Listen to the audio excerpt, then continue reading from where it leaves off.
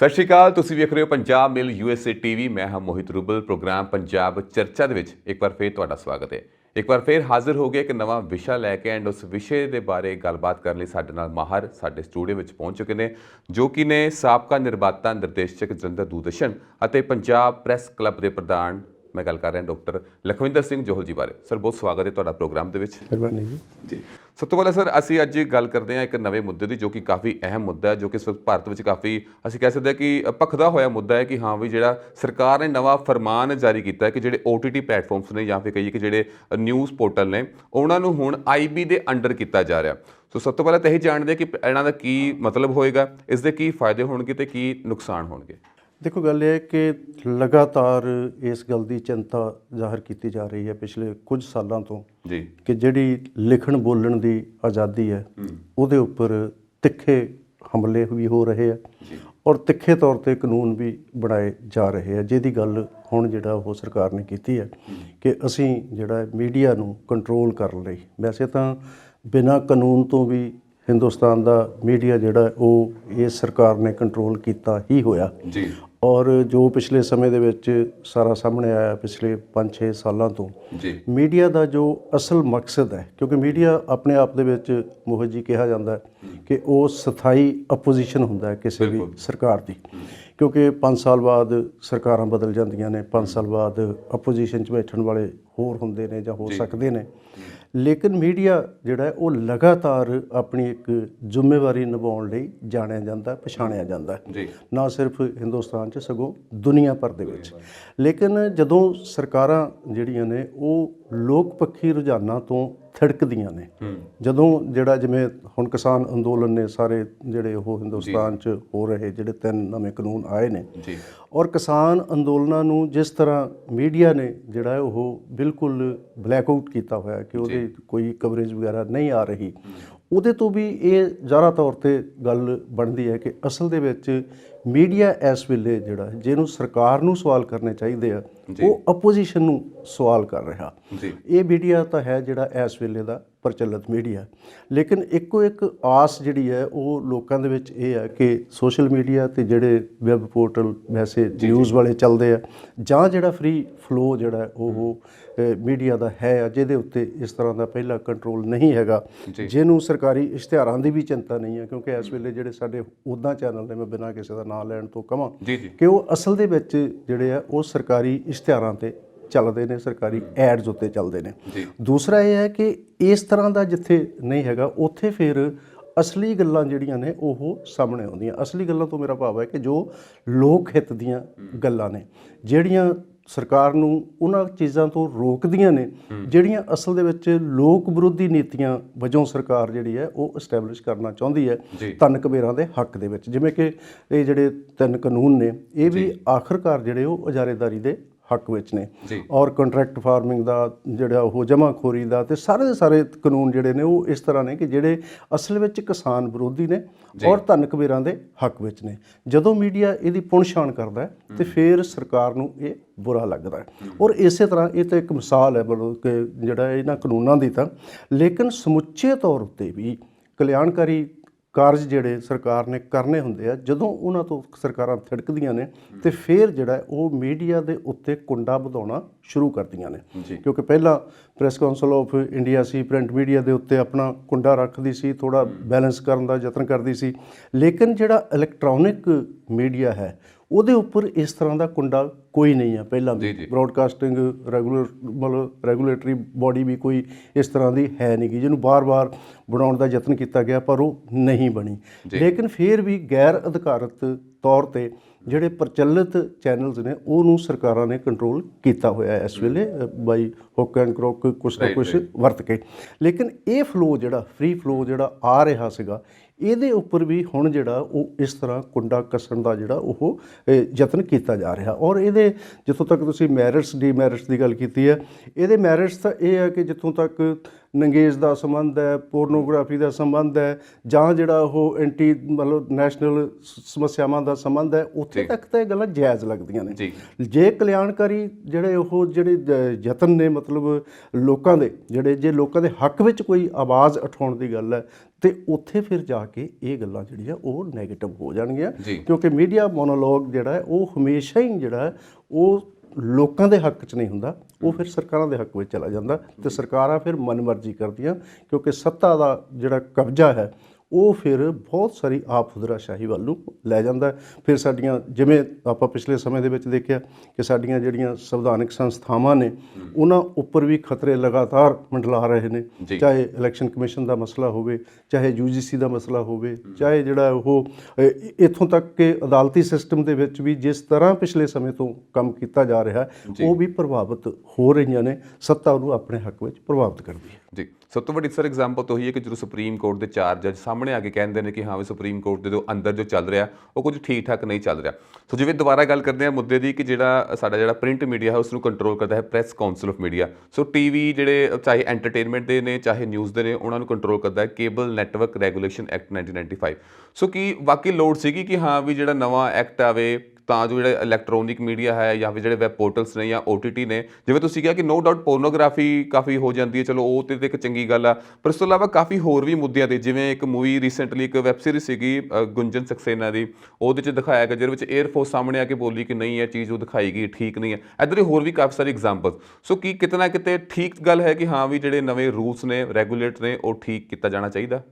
ਦੇਖੋ, ਗੱਲ ਇਹ ਹੈ ਕਿ ਕਾਨੂੰਨ ਤਾਂ ਪਹਿਲਾਂ ਹੀ ਇਸ ਦੇਸ਼ ਵਿੱਚ ਬਹੁਤ ਜ਼ਿਆਦਾ ਨੇ, ਔਰ ਜਿਹੜਾ ਕੇਬਲ ਐਕਟ ਵਾਲਾ ਇਹਦੇ ਵਿੱਚ ਵੀ ਬਹੁਤ ਸਾਰੀਆਂ ਇਸ ਤਰ੍ਹਾਂ ਦੀਆਂ ਜਿਹੜੀਆਂ ਉਹ ਚੀਜ਼ਾਂ ਹੈਗੀਆਂ ਨੇ ਜਿਹਦੇ ਨਾਲ ਕੰਟਰੋਲ ਕੀਤਾ ਜਾ ਸਕਦਾ। ਲੇਕਿਨ ਚਿੰਤਾ ਜਿਹੜੀ ਹੈ ਉਹ ਇਹ ਨਹੀਂ ਹੈਗੀ ਕਿ ਇਹਨਾਂ ਨੂੰ ਇਸ ਲੈਵਲ 'ਤੇ ਕੰਟਰੋਲ ਕਰਨਾ, ਕਿਉਂਕਿ ਇਸ ਲੈਵਲ 'ਤੇ ਮੀਡੀਆ ਐਥਿਕਸ ਜਿਹੜੀ ਹੈ ਉਹ ਆਪਣੇ ਆਪ ਦੇ ਵਿੱਚ ਬਹੁਤ ਵੱਡੀ ਚੀਜ਼ ਹੈ, ਔਰ ਉਹਦੇ 'ਤੇ ਪਹਿਰਾ ਦਿੱਤਾ ਵੀ ਜਾ ਰਿਹਾ। ਪਿਛਲੇ ਸਮੇਂ ਦੇ ਵਿੱਚ ਕੋਈ ਇਹੋ ਜਿਹੀ ਘਟਨਾ ਨਹੀਂ ਵਾਪਰੀ ਕਿ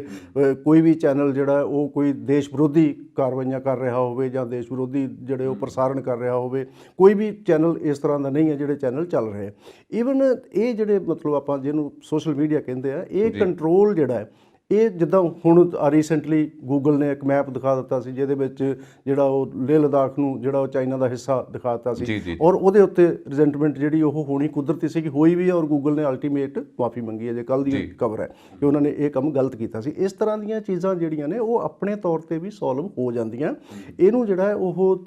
ਕਾਨੂੰਨ ਬਣਾ ਕੇ ਇਸ ਤਰ੍ਹਾਂ ਸਖਤੀ ਕਰਕੇ, ਔਰ ਮੀਡੀਆ ਨੂੰ ਜਿਹੜਾ ਉਹ ਇੱਕ ਮੀਡੀਆ ਮੋਨੋਲੋਗ ਜਿਹੜਾ ਉਹ ਆਪਣੇ ਪੱਖ ਦੇ ਵਿੱਚ ਕ੍ਰੀਏਟ ਕਰਨਾ, ਜਾਂ ਨਰੇਟਿਵ ਜਿਹੜਾ ਜਿਹਨੂੰ ਮੈਂ ਪਹਿਲਾਂ ਕਿਹਾ ਸੀਗਾ ਕਿ ਲੋਕ ਪੱਖੀ ਨਰੇਟਿਵ ਜਿਹੜਾ ਉਹ ਉਸਾਰਨ ਦੇ ਵਿੱਚ ਇਸ ਤਰ੍ਹਾਂ ਦੀਆਂ ਕਾਨੂੰਨ ਬਣਾ ਕੇ ਵਾਧਾ ਉਤਪੰਨ ਕਰਨਾ, ਉਹ ਫਿਰ ਲੋਕਤੰਤਰਿਕ ਕਦਰਾਂ ਕੀਮਤਾਂ ਦੇ ਜ਼ਿਆਦਾ ਹੱਕ ਵਿੱਚ ਨਹੀਂ ਜਾਂਦਾ। ਕਿਉਂਕਿ ਅਸਲ ਦੇ ਵਿੱਚ ਇਹ ਹੈ ਕਿ ਜਿੰਨਾ ਚਿਰ ਅਸੀਂ ਮੀਡੀਆ ਐਥਿਕਸ ਨੂੰ ਜਿਹੜਾ ਉਹ ਡਿਵੈਲਪ ਨਹੀਂ ਕਰਦੇ, ਜਿੰਨਾ ਚਿਰ ਅਸੀਂ ਪੜ੍ਹਾਈ ਲਿਖਾਈ 'ਤੇ ਜ਼ਿਆਦਾ ਜ਼ੋਰ ਨਹੀਂ ਦਿੱਤੇ, ਕਿਉਂਕਿ ਕੰਮ ਜਿਹੜੇ ਨੇ ਉਹ ਇਹ ਕਿ ਜੇ ਸਾਡੀ ਜਿਹੜੀ ਉਹ ਸੱਤਾ ਦੀ ਧੁਰੀ ਜਿਹੜੀ ਹੈ ਉਹ ਕਲਿਆਣਕਾਰੀ ਹੈ, ਜੇ ਲੋਕ ਕਲਿਆਣ ਦੇ ਮੁੱਦੇ ਨੂੰ ਅਸੀਂ ਜਿਹੜਾ ਉਹ ਉਭਾਰਾਂਗੇ ਤੇ ਇਸ ਤਰ੍ਹਾਂ ਦੀਆਂ ਬੰਦਸ਼ਾਂ ਲਾਉਣ ਦੀ ਜ਼ਰੂਰਤ ਪੈਣੀ ਨਹੀਂ ਹੈ। ਇਸ ਤਰ੍ਹਾਂ ਦੀਆਂ ਬੰਦਸ਼ਾਂ ਲਾਉਣ ਦੀ ਜ਼ਰੂਰਤ ਉਸੇ ਵੇਲੇ ਪੈਂਦੀ ਹੈ ਜਦੋਂ ਜਿਹੜਾ ਤੁਹਾਡੇ ਆਪਣੇ ਸਾਰੇ ਕੰਮਕਾਜ ਦੇ ਵਿੱਚ ਕੋਈ ਨਾ ਕੋਈ ਕਾਣ ਪੈਦਾ ਹੋ ਜਾਂਦੀ ਹੈ। ਉਸ ਕਾਣ ਦਾ ਫਿਰ ਦੂਸਰਾ ਤਰੀਕਾ ਇਹ ਲੱਭਿਆ ਜਾਂਦਾ ਹੈ ਕਿ ਵਿਰੋਧ ਦੀ ਆਵਾਜ਼ ਉਠਾਉਣ ਵਾਲੇ ਨੂੰ ਤੁਸੀਂ ਨੱਪ ਦਿਓ, ਜਿਹੜਾ ਉਹਦੇ ਉੱਤੇ ਇਸ ਤਰ੍ਹਾਂ ਕਾਬੂ ਪਾਓ ਕਾਨੂੰਨ ਬਣਾ ਕੇ।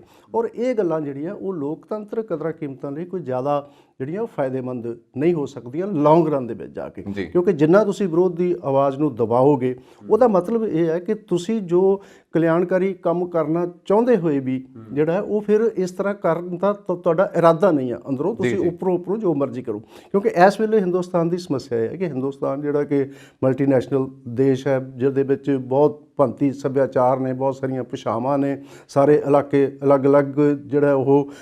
ਆਪਣਾ ਮਤਲਬ ਸੱਭਿਆਚਾਰਕ ਬੈਕਗਰਾਊਂਡ ਰੱਖਦੇ ਨੇ। ਉਹਨਾਂ ਨੂੰ ਜਿਹੜਾ ਉਹ ਜਿੱਦਾਂ ਆਪਾਂ ਕਹਿੰਦੇ ਕਿ ਅਨੇਕਤਾ ਦੇ ਵਿੱਚ ਏਕਤਾ ਵਾਲਾ ਜਿਹੜਾ ਮਾਦਾ ਹੈ ਉਹਦੇ 'ਤੇ ਡਿਵੈਲਪਮੈਂਟ ਉਸੇ ਤਰ੍ਹਾਂ ਹੋਣੀ ਚਾਹੀਦੀ ਹੈ, ਨਾ ਕਿ ਉਸ ਅਨੇਕਤਾ ਨੂੰ ਤੁਸੀਂ ਖਤਮ ਕਰਕੇ, ਜਿਵੇਂ ਆਪਾਂ ਕਹਿੰਦੇ ਆ ਕਿ ਸਾਰਾ ਹੀ ਭਾਰਤ ਜਿਹੜਾ ਇੱਕੋ ਰੰਗ ਦੇ ਵਿੱਚ ਰੰਗਿਆ ਨਹੀਂ ਜਾ ਸਕਦਾ। ਤੇ ਇਹਦੇ ਲਈ ਤੁਸੀਂ ਇਸ ਤਰ੍ਹਾਂ ਦੇ ਮਤਲਬ ਜੇ ਹਥਿਆਰ ਵਰਤਣੇ ਸ਼ੁਰੂ ਕਰੋਗੇ ਤੇ ਉਹ ਦੇਸ਼ ਲਈ ਲੰਮੇ ਸਮੇਂ ਦੇ ਵਿੱਚ ਜਿਹੜਾ ਉਹ ਘਾਤਕ ਹੀ ਸਿੱਧ ਹੋਏਗਾ। ਕਿਉਂਕਿ ਜਿਹੜੀਆਂ ਸਾਡੀਆਂ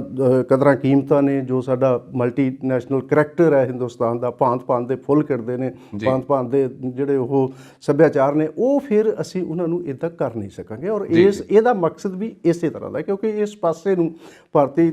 ਜਨਤਾ ਪਾਰਟੀ ਦੀ ਜਿਹੜੀ ਸਰਕਾਰ ਇਸ ਵੇਲੇ ਹੈ, ਜਿਹਨੂੰ ਆਪਾਂ ਕਹਿੰਦੇ ਤਾਂ NDA ਦੀ ਸਰਕਾਰ ਹੈ, ਪਰ NDA ਸੁੰਗੜ ਕੇ ਜਿਹੜਾ ਉਹ ਭਾਰਤੀ ਜਨਤਾ ਪਾਰਟੀ ਤੇ ਹੀ ਕੇਂਦਰਿਤ ਹੋ ਰਿਹਾ। ਭਾਰਤੀ ਜਨਤਾ ਪਾਰਟੀ ਦਾ ਮੁੱਖ ਏਜੰਡਾ ਹੀ ਇਹ ਆ ਕਿ ਇੱਕ ਧਰਮ, ਇੱਕ ਭਾਸ਼ਾ, ਇੱਕ ਦੇਸ਼, ਇਹ ਸਾਰਾ ਕੁਝ ਜਿਹੜਾ ਹੈ ਉਹ ਸੁਣਨ ਨੂੰ ਬਹੁਤ ਸੋਹਣਾ ਲੱਗਦਾ ਹੈ, ਲੇਕਿਨ ਪ੍ਰੈਕਟੀਕਲੀ ਇਹਦੇ ਵਿੱਚ ਬਹੁਤ ਸਾਰੀਆਂ ਸਮੱਸਿਆਵਾਂ ਨੇ ਜਿਹੜੀਆਂ ਅਸਲ ਦੇ ਵਿੱਚ ਕੇਂਦਰ ਸਰਕਾਰ ਨੂੰ ਸਮਝਣੀਆਂ ਚਾਹੀਦੀਆਂ, ਇਸ ਤਰ੍ਹਾਂ ਉਹਦੇ ਤੇ ਵਰਕ ਕਰਨਾ ਚਾਹੀਦਾ। ਜੀ ਡਾਕਟਰ ਸਾਹਿਬ, ਤੁਸੀਂ ਹੁਣੇ ਗੱਲ ਕੀਤੀ ਏਕਤਾ ਦੀ, ਅਨੇਕਤਾ ਦੀ, ਤੇ ਅੱਜ 19 ਨਵੰਬਰ ਹੈ, ਅੱਜ ਅਸੀਂ ਪੂਰੇ ਦੇਸ਼ ਵਿੱਚ ਮਨਾ ਰਹੇ ਹਾਂ ਕੌਮੀ ਏਕਤਾ ਹਫ਼ਤਾ ਪੂਰਾ ਮਨਾ ਰਹੇ ਹਾਂ, ਜਿਸ ਵਿੱਚ ਅਸੀਂ ਹਰ ਰੋਜ਼ ਇੱਕ ਨਵੇਂ ਤਬਕੇ ਨੂੰ ਕਹਾਂਗੇ ਕਿ ਹੱਲਾਸ਼ੇਰੀ ਦਿੱਤੀ ਜਾਵੇਗੀ, ਹੈ ਨਾ, ਕਿ ਹਾਂ ਵੀ ਚਾਹੇ ਜਿਹੜੇ ਘੱਟ ਗਿਣਤੀ ਵਾਲੇ ਲੋਕ ਨੇ ਜਾਂ ਕੋਈ ਹੋਰ ਨੇ, ਪਰ ਇਹੋ ਜਿਹਾ ਕੰਮ ਕਹਿਣ ਨੂੰ ਕਿਤਾਬਾਂ 'ਚ ਜਾਂ ਉੱਦਾਂ ਜ਼ਰੂਰ ਮਨਾਇਆ ਜਾਂਦਾ ਅਖਬਾਰਾਂ ਦੇ ਵਿੱਚ, ਪਰ ਅਗਰ ਹਕੀਕਤ ਦੀ ਗੱਲ ਕੀਤੀ ਜਾਵੇ ਤਾਂ ਬਿਲਕੁਲ ਇੱਦਾਂ ਨਹੀਂ ਹੈ। ਹਰ ਸੂਬੇ ਦੇ ਆਪਣੇ ਮਸਲੇ ਨੇ ਜੋ ਕਿ ਪੂਰੇ ਦੇਸ਼ ਨੂੰ ਪਤਾ ਹੋਣੇ ਚਾਹੀਦੇ ਨੇ, ਪਰ ਜਿਵੇਂ ਆਪਾਂ ਖੇਤੀਬਾੜੀ ਦੇ ਕਾਨੂੰਨ ਦੀ ਗੱਲ ਕਰੀਏ, ਇੱਦਾਂ ਹੀ ਹਰ ਸਟੇਟ ਦੇ ਅਲੱਗ-ਅਲੱਗ ਮਸਲੇ ਨੇ ਜੋ ਖੁੱਲ੍ਹ ਕੇ ਨੈਸ਼ਨਲ ਮੀਡੀਆ ਉਸ ਨੂੰ ਕਵਰ ਨਹੀਂ ਕਰ ਰਿਹਾ। ਸੋ ਜਿਹੜਾ ਅੱਜ ਕੱਲ੍ਹ ਦਾ ਯੂਥ ਹੈ ਉਹ ਜ਼ਿਆਦਾ ਤਵੱਜੋ ਦਿੰਦਾ ਕਿ ਹਾਂ ਵੀ ਸੋਸ਼ਲ ਮੀਡੀਆ ਨੂੰ ਤਾਂ ਫੋਲੋ ਕਰਦਾ ਕਿਉਂਕਿ ਜਿਹੜਾ ਮੇਨ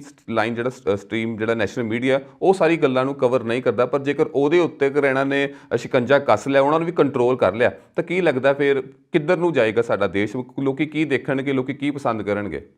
ਦੇਖੋ, ਇਹੀ ਆ ਸਭ ਤੋਂ ਵੱਡੀ ਵਿਡੰਬਨਾ, ਇਹੀ ਹੈ ਇਸ ਵੇਲੇ ਹਾਲਾਤ ਦੀ ਵਿਡੰਬਨਾ, ਇਹਨੂੰ ਆਪਾਂ ਕਹਿ ਸਕਦੇ ਹਾਂ ਕਿ ਇਸ ਤਰ੍ਹਾਂ ਦੀਆਂ ਬੰਦਸ਼ਾਂ ਲਗਾਉਣ ਦੇ ਨਾਲ ਕਿ ਹੌਲੀ ਹੌਲੀ ਜਿਹੜਾ ਉਹ ਇੰਟਰਸਟ ਘਟੇਗਾ, ਔਰ ਸਰਕਾਰ ਦਾ ਮੁੱਖ ਮਕਸਦ ਵੀ ਇਹੀ ਹੈ ਕਿ ਲੋਕਾਂ ਦਾ ਇੰਟਰਸਟ ਘਟ ਜਾਏ ਇਸ ਕੰਮ ਵੱਲ, ਉਹ ਇਹ ਤਵੱਜੋ ਨਾ ਦੇਣ ਕਿ ਇਸ ਦੇਸ਼ ਦੇ ਵਿੱਚ ਕੀ ਹੋ ਰਿਹਾ। ਅਸਲ ਦੇ ਵਿੱਚ ਮੁੱਦਿਆਂ ਤੋਂ ਭਟਕਾਉਣ ਦੀ ਰਾਜਨੀਤੀ ਜਿਹੜੀ ਹੈ, ਕਿਉਂਕਿ ਇਸ ਵੇਲੇ ਜਿਹੜੇ ਸਾਡੇ ਪ੍ਰਚਲਿਤ ਚੈਨਲ ਨੇ, ਮਤਲਬ ਜਿਹੜੇ ਇਸ ਵੇਲੇ ਸਾਰੇ, ਉਹ ਵੀ ਇਸ ਵੇਲੇ ਇਹੀ ਕਾਰਜ ਕਰ ਰਹੇ ਆ ਅਸਲ ਦੇ ਵਿੱਚ ਕਿ ਅਸਲੀ ਮੁੱਦਿਆਂ ਤੋਂ, ਅਸਲੀ ਮੁੱਦੇ ਕੀ ਨੇ ਇਸ ਦੇਸ਼ ਦੇ? ਬੇਰੁਜ਼ਗਾਰੀ ਹੈ ਅਸਲੀ ਮੁੱਦਾ। ਅਸਲੀ ਮੁੱਦਾ ਕੀ ਹੈ? ਭੁੱਖਮਰੀ ਹੈ ਅਸਲੀ ਮੁੱਦਾ। ਅਸਲੀ ਮੁੱਦਾ ਕੀ ਹੈ? ਸਾਡੀ ਚੰਗੀ ਸਿੱਖਿਆ ਜਿਹੜੀ ਹੈ ਉਹ ਨਹੀਂ ਸਾਨੂੰ ਮਿਲ ਰਹੀ। ਜੇ ਜਿਹੜਾ ਉਹ ਦੇਸ਼ ਦਾ ਨੌਜਵਾਨ ਚੰਗੀ ਸਿੱਖਿਆ ਨਹੀਂ ਪ੍ਰਾਪਤ ਕਰ ਸਕੇਗਾ, ਜੇ ਉਹ ਰਾਤ ਨੂੰ ਰੱਜ ਕੇ ਰੋਟੀ ਖਾ ਕੇ ਸੌਂ ਨਹੀਂ ਸਕੇਗਾ, ਜੇ ਉਹ ਜਿਹੜਾ ਉਹ ਬੇਰੁਜ਼ਗਾਰ ਹੋਏਗਾ, ਉਹਨੂੰ ਨੌਕਰੀ ਨਹੀਂ ਮਿਲੇਗੀ, ਤਾਂ ਫਿਰ ਇਹ ਦੇਸ਼ ਜਿਹੜਾ ਉਹ, ਕਿਉਂਕਿ ਅਲਟੀਮੇਟ ਕੀ ਹੈ, ਫਿਰ ਬਾਹਰ ਨੂੰ ਜਾਣ ਦੇ ਰੁਝਾਨ ਵੱਧ ਰਹੇ ਆ, ਰੁਝਾਨ ਵੱਧ ਰਹੇ,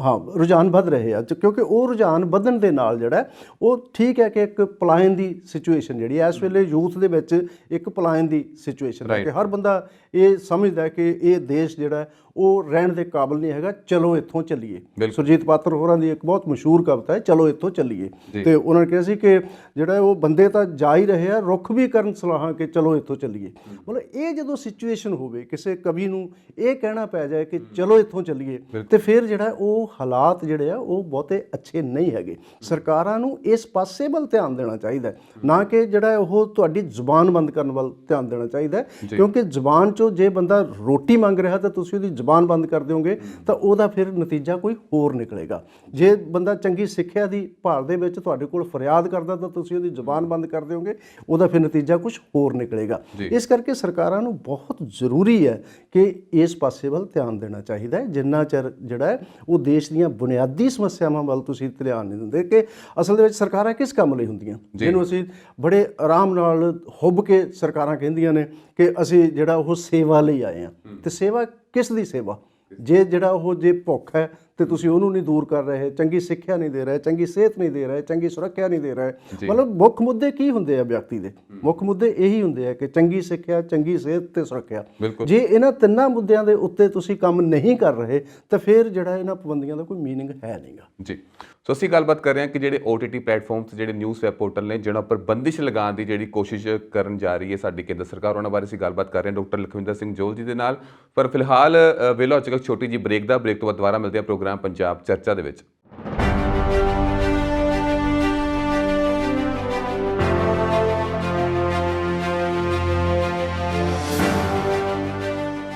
ਖਬਰਾਂ ਦੀਆਂ ਅੰਦਰਲੀਆਂ ਪਰਤਾਂ ਵਿੱਚ ਕੀ ਹੈ? ਖਬਰਾਂ ਦੇ ਪਿਛੋਕੜ ਦਾ ਕੀ ਹੈ ਸੱਚ? ਬਿਆਨ ਕਰੇਗਾ ਸਾਡਾ ਪ੍ਰੋਗਰਾਮ ਪੰਜਾਬ ਮੇਲ ਖਬਰ ਜੰਕਸ਼ਨ, ਸਿਰਫ ਪੰਜਾਬ ਮੇਲ US ਚੈਨਲ।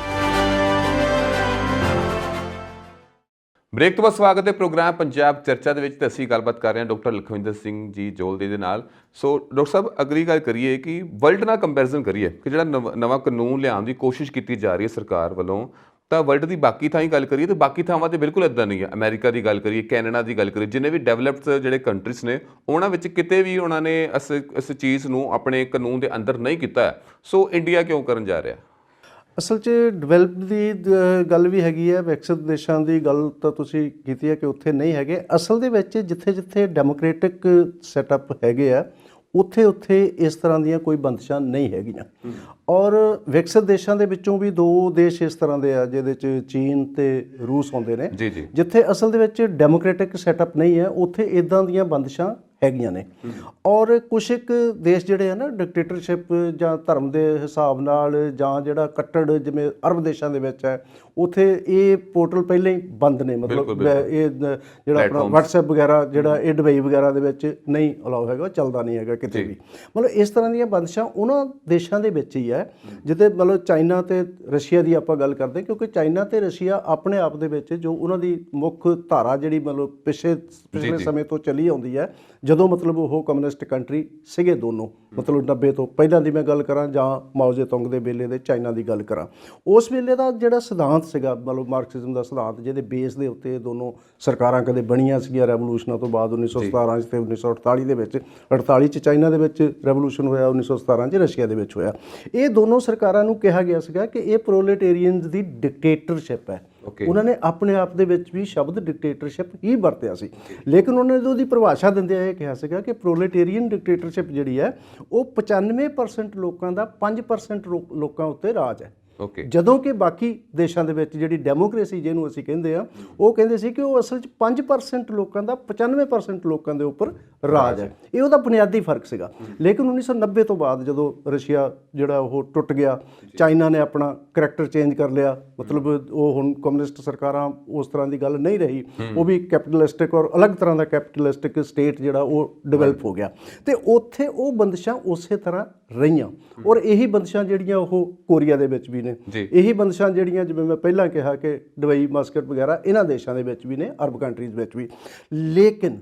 ਉਹ ਸਰਕਾਰਾਂ ਜਿਹੜੀਆਂ ਨੇ ਉਹ ਆਪਣੇ ਆਪ ਨੂੰ ਇਸ ਤਰ੍ਹਾਂ ਡੈਮੋਕ੍ਰੈਟਿਕ ਕਲਿਆਣਕਾਰੀ ਸਰਕਾਰਾਂ ਕਹਿੰਦੀਆਂ ਹੀ ਨਹੀਂ ਆ। ਸਾਡੀ ਸਮੱਸਿਆ ਇਹ ਹੈ ਕਿ ਅਸੀਂ ਆਪਣੇ ਆਪ ਨੂੰ ਡੈਮੋਕ੍ਰੈਟਿਕ ਤੇ ਕਲਿਆਣਕਾਰੀ ਸਰਕਾਰ ਕਹਿੰਦੇ ਹਾਂ, ਔਰ ਇਸ ਦੇ ਬਾਵਜੂਦ ਅਸੀਂ ਉਸ ਤਰ੍ਹਾਂ ਦੀਆਂ ਚੀਜ਼ਾਂ ਫੋਲੋ ਕਰਨ ਦਾ ਯਤਨ ਕਰ ਰਹੇ ਹਾਂ ਜਿਹੜੀਆਂ ਲੋਕਾਂ ਦੇ ਡੈਮੋਕ੍ਰੈਟਿਕ ਰਾਈਟਸ ਨੂੰ ਲਿਖਣ ਬੋਲਣ ਦੀ ਆਜ਼ਾਦੀ ਦੇ ਉੱਤੇ ਜਿਹੜੀਆਂ ਉਹ ਬੰਦਸ਼ਾਂ ਲਗਾ ਰਹੀਆਂ। ਇਸ ਕਰਕੇ ਇਹ ਨਹੀਂ ਬਣਦਾ, ਮਤਲਬ ਜਿੰਨਾ ਚਿਰ ਅਸੀਂ ਆਪਣੇ ਆਪ ਨੂੰ ਜਿਹੜਾ ਉਹ ਜਮਹੂਰੀ ਗਣਰਾਜ ਕਹਿੰਦੇ ਆ, ਉਹਨਾਂ ਚਿਰ ਜਿਹੜਾ ਆ ਇਸ ਤਰ੍ਹਾਂ ਦੀ ਬੰਦਿਸ਼ ਲਾਉਣੀ ਜਿਹੜੀ ਹੈ ਉਹ ਫਿਰ ਮਤਲਬ ਐਥਿਕਸ ਦੇ ਵਜੋਂ ਵੀ ਤੇ ਵੈਸੇ ਸਾਡੀ ਸੰਵਿਧਾਨਕ ਸਥਿਤੀ ਦੇ ਵਜੋਂ ਵੀ ਉਹ ਠੀਕ ਨਹੀਂ ਹੈਗਾ, ਕਿਉਂਕਿ ਸੰਵਿਧਾਨ ਸਾਡਾ ਕੁਝ ਹੋਰ ਕਹਿੰਦਾ ਤੇ ਅਸੀਂ ਜਿਹੜੇ ਕਾਨੂੰਨ ਜਿਹੜੇ ਆ ਉਹਦੀ ਸੰਵਿਧਾਨ ਦੀ ਮੂਲ ਭਾਵਨਾ ਨੂੰ ਉਲੰਘ ਕੇ ਅਸੀਂ ਕਾਨੂੰਨ ਜਿਹੜੇ ਆ ਉਹ ਕੁਝ ਹੋਰ ਬਣਾ ਰਹੇ ਹਾਂ। ਇਸ ਕਰਕੇ ਮੈਂ ਇਹ ਕਹਿ ਰਿਹਾ ਕਿ ਜੇ ਜਿਹੜਾ ਉਹ ਅਮਰੀਕਾ ਨੂੰ, ਇੰਗਲੈਂਡ ਨੂੰ, ਫਰਾਂਸ ਨੂੰ, ਜਰਮਨ ਨੂੰ, ਜਾਪਾਨ ਨੂੰ ਇਸ ਤਰ੍ਹਾਂ ਦੀ ਕੋਈ ਜ਼ਰੂਰਤ ਨਹੀਂ ਹੈਗੀ,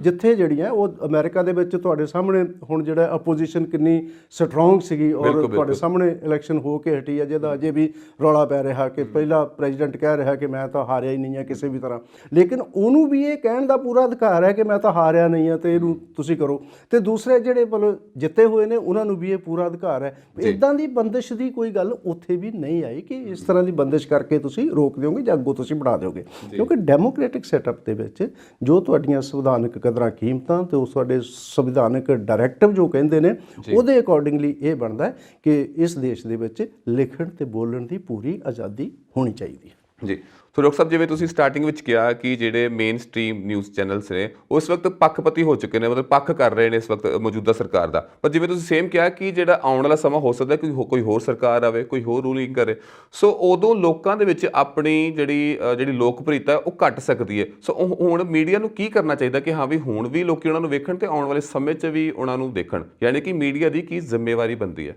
ਦੇਖੋ, ਗੱਲ ਇਹ ਹੈ ਕਿ ਦੋ ਸ਼ਬਦ ਨੇ, ਰਿਸਪੌਂਸਿਬਿਲਟੀ ਤੇ ਕ੍ਰੈਡੀਬਿਲਟੀ। ਦੋਨੋਂ ਆਪਣੇ ਆਪ 'ਚ ਇੱਕ ਦੂਜੇ ਦੇ ਪੂਰਕ ਨੇ। ਜਿੰਨਾ ਚਿਰ ਮੀਡੀਆ ਰਿਸਪੌਂਸਿਬਿਲਟੀ ਨਾਲ ਕੰਮ ਨਹੀਂ ਕਰੇਗਾ ਉਹਨਾਂ ਚਿਰ ਉਹਦੀ ਕ੍ਰੈਡੀਬਿਲਟੀ ਨਹੀਂ ਬਣੇਗੀ। ਬਿਲਕੁਲ, ਤੇ ਕ੍ਰੈਡੀਬਿਲਟੀ ਮਸਟ ਹੈ, ਕਿਉਂਕਿ ਤਾਂ ਹੀ ਕੋਈ ਤੁਹਾਡੀ ਗੱਲ ਤੇ ਹੁਣ ਇਸ ਵੇਲੇ ਕੀ ਹੋ ਰਿਹਾ, ਕਿਉਂਕਿ ਮੀਡੀਆ ਰਿਸਪੌਂਸਿਬਿਲਟੀ ਨਾਲ ਕੰਮ ਨਹੀਂ ਕਰਦਾ। ਮਤਲਬ ਰਿਸਪੌਂਸਿਬਿਲਟੀ ਤੋਂ ਮੇਰਾ ਭਾਵ ਇਹ ਹੈ ਕਿ ਰਿਸਪੌਂਸਿਬਲ ਤੁਸੀਂ ਕਿਸ ਪ੍ਰਤੀ ਹੋ, ਤੁਸੀਂ ਸਰਕਾਰ ਪ੍ਰਤੀ ਰਿਸਪੌਂਸਿਬਲ ਹੋ ਜਾਂ ਤੁਸੀਂ ਪਬਲਿਕ ਪ੍ਰਤੀ ਰਿਸਪੌਂਸੀਬਲ ਹੋ। ਇਸ ਦੇਸ਼ ਦੇ ਵਿੱਚ ਕੀ ਹੋਣਾ ਚਾਹੀਦਾ, ਮਤਲਬ ਜਿਵੇਂ ਆਪਾਂ ਪਹਿਲਾਂ ਕਿਹਾ ਕਿ ਸੰਵਿਧਾਨਕ ਕਦਰਾਂ ਕੀਮਤਾਂ ਅਨੁਸਾਰ ਸਰਕਾਰ ਨੂੰ ਚੱਲਣਾ ਚਾਹੀਦਾ ਤੇ ਸੰਵਿਧਾਨਕ ਕਦਰਾਂ ਕੀਮਤਾਂ ਅਨੁਸਾਰ ਹੀ ਆਮ ਲੋਕਾਂ ਨੂੰ ਕੰਮ ਕਰਨਾ ਚਾਹੀਦਾ ਔਰ ਮੀਡੀਆ ਜਿਹੜਾ ਹੈ ਉਹ ਇਹਦਾ ਤਵਾਜ਼ਨ ਰੱਖਣ ਦਾ ਯਤਨ ਕਰੇ। ਮਤਲਬ ਆਪਣੀ ਰਿਸਪੌਂਸਿਬਿਲਟੀ ਉਹ ਇਹ ਸਮਝੇ ਕਿ ਜਿੱਥੇ ਸਰਕਾਰ ਗਲਤ ਹੈ ਉੱਥੇ ਠੋਕ ਵਜਾ ਕੇ ਉਹਨੂੰ ਕਹਿਣਾ ਪਏਗਾ ਕਿ ਇਹ ਸਰਕਾਰ ਗਲਤ ਕਰ ਰਹੀ ਹੈ। ਜਿੱਥੇ ਲੋਕ ਗਲਤ ਨੇ ਉਹਨਾਂ ਨੂੰ ਕਹਿਣਾ ਪਏਗਾ ਕਿ ਇੱਥੇ ਲੋਕਾਂ ਦੀ ਗੱਲ ਗਲਤ ਹੈ, ਸਰਕਾਰ ਦੀ ਗੱਲ ਮੰਨਣੀ ਚਾਹੀਦੀ ਹੈ। ਇਹ ਬੈਲੈਂਸ ਬਣਾਉਣਾ ਜਿਹੜਾ ਉਹ ਮੀਡੀਆ ਦਾ ਕੰਮ ਹੈ ਔਰ ਸੰਵਿਧਾਨਕ ਕਦਰਾਂ ਕੀਮਤਾਂ ਦੇ ਅਕੋਰਡਿੰਗਲੀ ਬੈਲੈਂਸ ਬਣਾਉਣਾ। ਤੇ ਜੇ ਉਹ ਕੰਮ ਨਹੀਂ ਕਰ ਰਿਹਾ ਉਹ ਤੇ ਫਿਰ ਮੀਡੀਆ ਦੀ ਕ੍ਰੈਡੀਬਿਲਿਟੀ ਹੌਲੀ ਹੌਲੀ ਖਤਮ ਹੋ ਜਾਏਗੀ, ਜਿਹੜੀ ਕਿ ਹੋ ਰਹੀ ਹੈ। ਮਤਲਬ ਹੁਣ ਪਿਛਲੇ ਸਮੇਂ ਦੇ ਵਿੱਚ ਭਾਵੇਂ ਅਸੀਂ ਜੋ ਮਰਜ਼ੀ ਕਹੀ ਜਾਈਏ ਕਿ ਉਸ ਚੈਨਲ ਦੀ TRP ਵੱਧ ਗਈ, ਉਸ ਚੈਨਲ ਦੀ TRP ਵੱਧ ਗਈ, ਲੇਕਿਨ TRP ਵਧਣ ਦੇ ਨਾਲ ਨਾਲ ਉਹਨਾਂ ਦੀ ਜਿਹੜੀ ਕ੍ਰੈਡੀਬਿਲਿਟੀ ਹੈ ਉਹ ਘਟ ਰਹੀ ਹੈ। ਮਤਲਬ ਲੋਕ ਜ਼ਿਆਦਾ ਦੇਖਣ ਦੇ ਬਾਵਜੂਦ ਉਹਨਾਂ ਤੇ ਯਕੀਨ ਨਹੀਂ ਕਰਦੇ ਔਰ ਚਟਪਟੀਆਂ ਖਬਰਾਂ ਤੁਸੀਂ ਪਿਛਲੇ ਮਤਲਬ ਕਈ ਮਹੀਨਿਆਂ ਤੱਕ ਜਿਹੜਾ ਸੁਸ਼ਾਂਤ ਸਿੰਘ ਰਾਜਪੂਤ ਵਾਲਾ ਕੇਸ ਜਾਂ ਚੱਕਰਵਰਤੀ ਵਾਲਾ ਕੇਸ ਪੂਰਾ ਦਿਨ ਜਿਹੜਾ ਹੋਇਆ, ਹੁਣ ਉਹ ਕਿੱਥੇ ਹੈ? ਕਿਤੇ ਵੀ ਨਹੀਂ ਹੈਗਾ। ਲੇਕਿਨ ਉਹਨੇ ਜਿਹੜਾ ਹੈ ਉਹ ਰਿਸਪੌਂਸਿਬਲ ਮੀਡੀਆ ਦਾ ਜੋ ਕਰੈਕਟਰ ਹੈ ਉਹਨੂੰ ਢਾਹ ਲਾਈ ਹੈ ਉਸ ਸਾਰੇ ਕੁਝ ਨੂੰ। ਅਸਲ ਦੇ ਵਿੱਚ ਉਹ ਸਾਰਾ ਕੁਝ ਕੀ ਹੋ ਰਿਹਾ ਸੀ, ਅਸਲ ਦੇ ਵਿੱਚ ਮੁੱਦਿਆਂ ਤੋਂ ਪਟਕਾ ਕੇ ਜਿਹੜਾ ਉਹ ਚਟਪਟੀ ਨਿਊਜ਼ ਦੇਣ ਦਾ ਯਤਨ ਕੀਤਾ ਜਾ ਰਿਹਾ, ਜਿਹਦੇ ਨਾਲ TRP ਤਾਂ ਵੱਧ ਗਈ ਲੇਕਿਨ ਕ੍ਰੈਡੀਬਿਲਿਟੀ ਘਟ ਗਈ। ਆਉਣ ਵਾਲਾ ਸਮਾਂ ਜਿਹੜਾ ਹੈ ਉਹ ਜ਼ਿਆਦਾ ਤੋਂ ਜ਼ਿਆਦਾ ਕ੍ਰੈਡੀਬਿਲਿਟੀ ਬਣਾਉਣ ਦਾ ਸਮਾਂ ਹੈ ਔਰ ਮੀਡੀਆ ਜਿੰਨਾ ਚਿਰ ਸਮਝਦਾ ਨਹੀਂ ਇਸ ਆਪਣੀ ਰਿਸਪੌਂਸਿਬਿਲਟੀ ਨੂੰ, ਉਹਨਾਂ ਚਿਰ ਮੀਡੀਆ ਦੀ ਕ੍ਰੈਡੀਬਿਲਿਟੀ ਜਿਹੜੀ ਹੈ ਉਹ ਬਣਨੀ ਨਹੀਂ ਹੈਗੀ। ਜੀ ਡਾਕਟਰ ਸਾਹਿਬ, ਤੁਸੀਂ ਸਾਡੇ ਵਿੱਚ ਆਏ, ਤੁਸੀਂ ਇੰਨੀ ਵਧੀਆ ਜਾਣਕਾਰੀ ਸਾਡੇ ਨਾਲ ਸਾਂਝੀ ਕੀਤੀ, ਤੁਹਾਡਾ ਬਹੁਤ ਬਹੁਤ ਸ਼ੁਕਰੀਆ, ਧੰਨਵਾਦ। ਸੋ ਤੁਸੀਂ ਵੇਖ ਰਹੇ ਸੀ ਅੱਜ ਦਾ ਪ੍ਰੋਗਰਾਮ ਪੰਜਾਬ ਚਰਚਾ ਡਾਕਟਰ ਲਖਵਿੰਦਰ ਸਿੰਘ ਜੋਲ ਜੀ ਦੇ ਨਾਲ। ਇਸ ਤੋਂ ਇਲਾਵਾ ਹੋਰ ਵਿਸ਼ਿਆਂ ਦੇ ਲਈ ਤੁਸੀਂ ਵੇਖਦੇ ਰਹੋ ਪੰਜਾਬ ਮੇਲ USA TV।